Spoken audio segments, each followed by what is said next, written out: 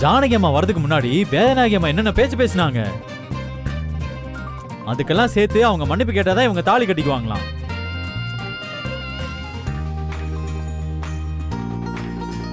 இல்லன்னா எந்திரிச்சு போயிடுவாங்களாம். என்னம்மா இதெல்லாம் முன்னாடியே சொல்லக்கூடாதா? டேய், என்ன விளையாடுறாள் அவ? நான் எதுக்கு மன்னிப்பு கேட்கணும்? என்னாலலாம் மன்னிப்பு கேட்க முடியாது. அம்மா, நான் ஒன்னும் உங்களை கட்டாயப்படுத்தல.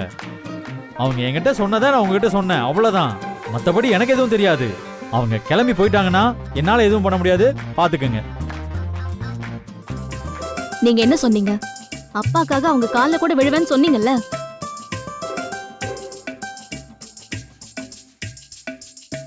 இப்ப நீங்க கால்ல எல்லாம் விழ வேணாம்.